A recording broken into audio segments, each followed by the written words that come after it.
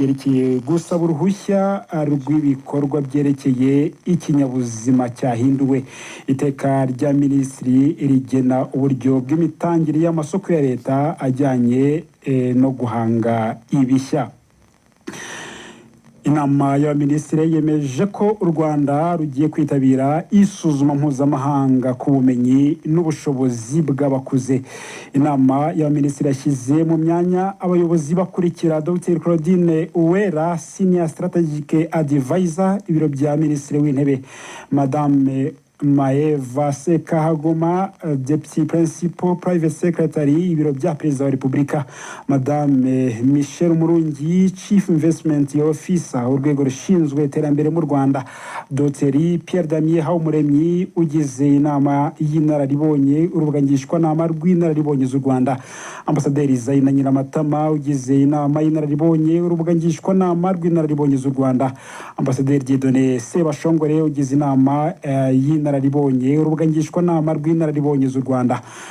Urwego rw'igihugu rw'itangazamakuru, abagize inama y'ubuyobozi: Bagana Israel Bime, Perezida; Madamu Viviane Mukakizima, Vice Perezida; Madame Solange Ayanone, ugize inama y'ubuyobozi; Bagana Michael Butera Mgasa, ugize inama y'ubuyobozi; Bagana Kivu Ruhorahoza, ugize inama y'ubuyobozi; Bagana David Tuvey, ugize inama y'ubuyobozi; Madame Anita Umuhire, ugize inama y'ubuyobozi. Mu bindi, Minisitiri w'Imari n'Igenamigambi yamenyesheje inama y'Abaminisitiri ko kuva ku itariki ya 12 kugeza ku ya 14 Ugushyingo 2024 u Rwanda ruzakira inteko rusange y'ihuriro ry'ibigo bishinzwe gutunganya amasoko ya leta ku mugabane wa Afurika.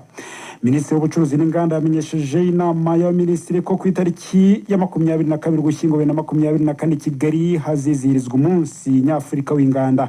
Minisitiri w'Uburinganire n'Iterambere ry'Umuryango yamenyesheje inama y'Abaminisitiri ubukangurambaga bw'iminsi 16 bwo kurwanya ihohoterwa rishingiye ku gitsina buteganyijwe kuva ku itariki ya 25 Ugushyingo kugeza ku ya 10 Ukuboza 2024. Minisitiri w'Ubutegetsi bw'Igihugu yamenyesheje inama y'Abaminisitiri ko ku itariki ya 5 Ukuboza 2024 Kigali hazabera ibirori byo kwizihiza umunsi mpuzamahanga w'ubukorerabushake uzahurirana n'isabukuru y'imyaka 30 ubukorerabushake butangiye mu Rwanda.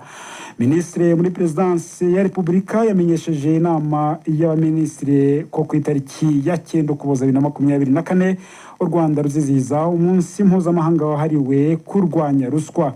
Ibirori bizabera mu karere ka Muhanga. Minisitiri wa Siporo yamenyesheje inama y'Abaminisitiri ibikorwa bya siporo biteganyijwe kubera mu Rwanda n'ibizabera mu mahanga.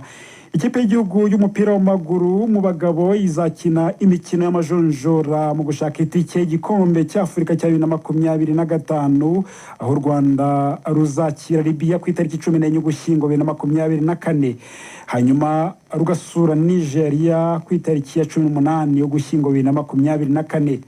Ikipe y'igihugu y'abagabo mu mukino wa basketball izitabira imikino y'amajonjora yibanze yo gushaka itike y'igikombe cy'Afurika izabera Dakar muri Senegal kuva ku itariki ya 22 kugeza ku 24 Ugushyingo 2024.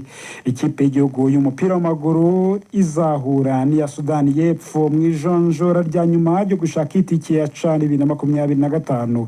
Umukino ubanza uzabera muri Sudani y'Epfo ku itariki ya 22 Ukuboza 2024, wo kwishyura ubera i Kigali ku itariki ya 27 Ukuboza 2024. Ikipe y'igihugu ya handball y'abatarengeje imyaka 20 yabonye itike yo kuzahagararira umugabane wa Afurika mu mikino mpuzamigabane iteganyijwe mu Ukuboza 2024. Bikorewe Kigali ku wa 9 Ugushyingo 2024. Minisitiri w'Intebe Dr Edouard Ngirente niwe washyize umukono kuri itangazo. Itanga imyidagaduro kuri buri wese.